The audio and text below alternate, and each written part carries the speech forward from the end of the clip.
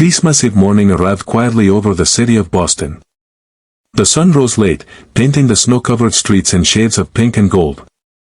The world moved slowly, as if everyone had agreed to take just one extra breath before the rush of the holiday began. At Logan International Airport, the early morning terminal hummed with a gentle energy. Families gathered near the windows, watching planes take off into the pale winter sky. Children pressed their faces against the glass, their breath making small circles of fog. The air smelled of coffee and cinnamon, and somewhere in the distance, a piano played soft Christmas carols. In the first-class lounge, a man sat alone. His name was Michael Harrison, and he was the CEO of Harrison Technologies, a company known across the country. He wore a perfectly tailored charcoal suit, and his leather briefcase sat beside him, filled with contracts that needed signatures. His phone buzzed constantly with messages he didn't want to read. Michael stared out the window at the tarmac, watching the snow fall in lazy spirals. He was 42 years old, successful by every measure the world recognized, and completely, utterly alone. This was his third Christmas Eve working. The previous two, he had told himself it was necessary, important deals, critical meetings, things that couldn't wait. But the truth, the one he didn't like to examine too closely, was simpler and sadder. He had nowhere else to be. The announcement came softly over the speakers. Flight 447 to Seattle was now boarding. Michael gathered his things and walked through the quiet terminal. He boarded the plane, nodding politely to the flight attendant, and settled into his window seat in first class. He pulled out his laptop, ready to lose himself in work for the next 5 hours.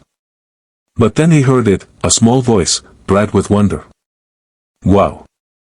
Look at all the buttons. Michael glanced up. A little boy, no more than 5 years old, was being led down the aisle by his mother. The boy wore a red winter coat with snowflakes on it and carried a stuffed penguin under his arm. His eyes were wide with excitement as he took in everything around him. The mother looked tired but kind. She carried an old canvas bag over her shoulder and held her son's hand tightly. There was something gentle in her face, something that spoke of long days and deep love. Excuse me, she said softly, checking her boarding pass. I think we're right here. Michael looked at the seat number. They were sitting directly across the aisle from him. The boy climbed into his seat, pressing his face immediately to the window. Mom. He can see the wing. He can see everything. His mother smiled, helping him with his seatbelt. Yes, sweetie. It's quite a view, isn't it? Michael returned to his laptop, typing without really seeing the words on the screen.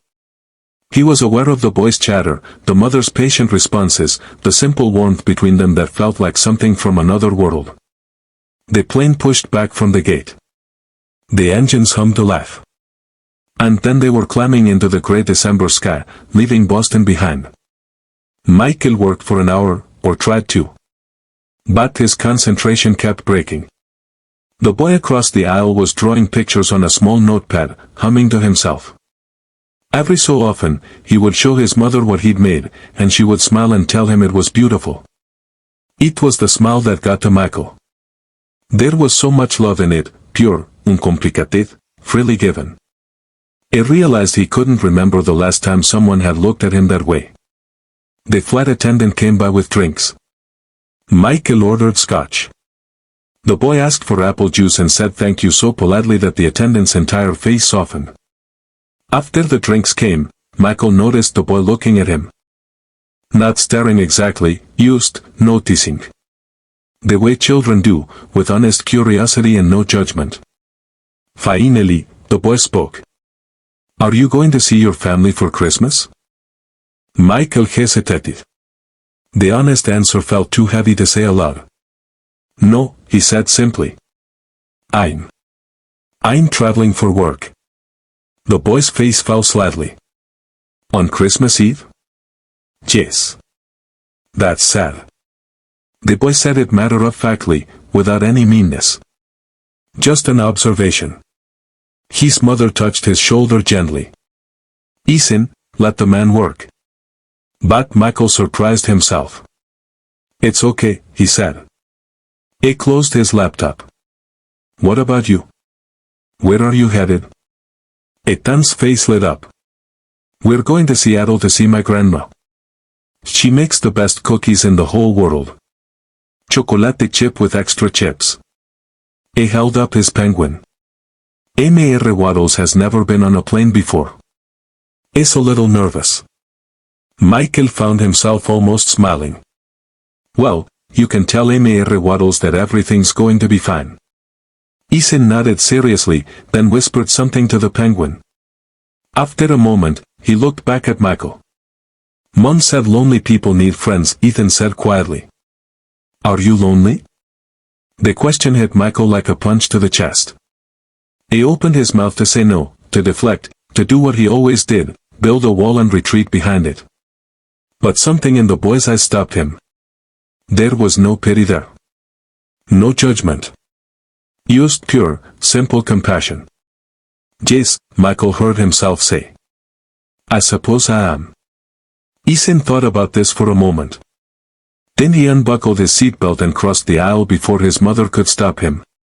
He climbed onto the armrest of Michael's seat and held out Mr. Waddles. You can hold him if you want, Ethan said. He's really good at making people feel better. Michael took the stuffed penguin carefully, as if it were made of glass. It was worn soft from love, and one of its buttons was loose. He could feel the tears building behind his own eyes, and he didn't understand why. Ethan, his mother said gently, come back to your seat. But Michael shook his head. It's all right. His voice was rough. Thank you, Ethan. This is very kind. Ethan smiled, then returned to his seat. But something had shifted in the air between them. Over the next 3 hours, they talked. Ethan told Michael about his grandmother's house, about the tree they were going to decorate, about his favorite Christmas songs. His mother, whose name was Claire, shared quieter things, how they'd moved to Boston 2 years ago after her husband died, how she worked 2 jobs to make ends meet, how Ethan was the light of her life. And Michael, slowly, carefully, began to share too. About the company he'd built. About the wife who'd left him 5 years ago because he'd chosen work over everything else. About the emptiness of his expensive apartment and how he sometimes went days without a real conversation. That sounds really hard, Ethan said, with the simple wisdom of a child who hasn't learned yet to hide from truth. It is, Michael admitted. Claire looked at him with something like understanding. You know, she said softly, it's never too late to choose differently. Those words settled into Michael's heart like seeds in warm soil. When the plane began its descent into Seattle, Ethan returned Mr. Waddles to Michael one more time. For good luck, he explained. Michael held the penguin and watched the city appear below them, all lights and life and possibility. After they landed, Michael helped Claire with her bag. He walked with them through the terminal, and when they reached the arrivals area, he saw an elderly woman waiting with open arms. Ethan ran to her, and the love between them was like light. Before Claire joined them, she turned to Michael. We're having Christmas dinner tomorrow at my mother's house, she said. It's nothing fancy. Just family. But if you'd like to join us. Michael felt something crack open inside his chest. You don't want to impose. You wouldn't be. She smiled. My mom always makes too much food anyway. And Ethan would love it. Please come. Ethan called, wabbing. You can sit next to me. Michael looked at this small family, at the love they carried so easily, at the invitation being offered without any expectation of return. And for the first time in 5 years, he said yes. That Christmas, Michael Harrison didn't sign contracts or attend meetings. Instead, he sat at a crowded table in a warm house, eating cookies and listening to Ethan's stories, surrounded by people who had chosen to see him not as a CEO, but simply as a person who needed a place to belong. Outside, snow fell softly over Seattle. Inside, something that had been frozen for a very long time began, finally, to thaw. Sometimes the greatest gifts come wrapped in the smallest words. Sometimes all it takes is a child's honest question to remind us that success means nothing if we face it alone. And sometimes, lonely people just need someone to see them, and to remind them that they deserve to come home.